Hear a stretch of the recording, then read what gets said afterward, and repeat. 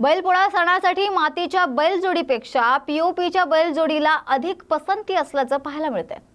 तर बैलपोळा अवघ्या 1 दिवसावर आला आहे। बैलपोळ्याला पूजेसाठी लागणारे मातीच्या बैलजोडी आणि पीओपीच्या बैलजोडी विक्रीसाठी बाजारात दुकानं लागली आहेत।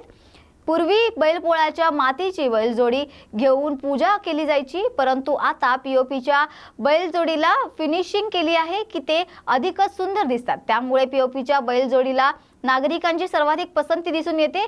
बैलजोडी बनवण्यासाठी जून महिन्यापासूनच कामाला लागावं लागतं। आता कच्च्या मालाचा भाव वाढलेला आहे, परंतु बैलजोडीच्या भावात कुठलाच भाव वाढवण्यात आलेला नाही।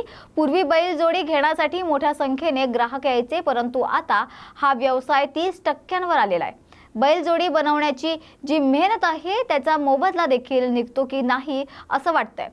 पूर्वीसारखा हा सण साजरा होत नसल्यानं त्याच्या विक्रीवर देखील परिणाम होत असल्याची खंत बैलजोडी विक्रेत्यांनी बोलून दाखवली आहे। पोळा आता या 1 दिवसावर आलेला आहे आणि कसं काय या वेळेस बाजार आला बाजाराप्रमाणे पहिल्यापेक्षा थोडी कमी आहे, पण तरी आता पहिल्यासारखी विक्री नाही आहे। आणि मातीचे जे बैलजोडी असायचे आधी आता पीओपीचे दिसत आहेत। लोकांना पीओपीची मांग जास्त आहे, मातीची बैलजोडीची मांग कमी आहे। कमी आहे। हा, त्याला फिनिशिंग जास्त होत नाही म्हणून लोक फिनिशिंग वाला माल पाहिजे लोकांना। अच्छा, आणि पूर्वी मोठ्या प्रमाणावर घेतले जायचे, आता तसे काही नाही, आता खूपच कमी होऊन गेलं, डायरेक्ट 30% होऊन गेलं।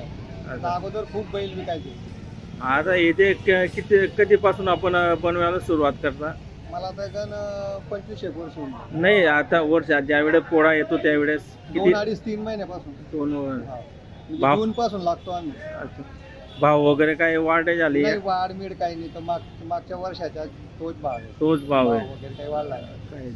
काय नाव दादा आपलं? संतोष उत्तम कुंभार।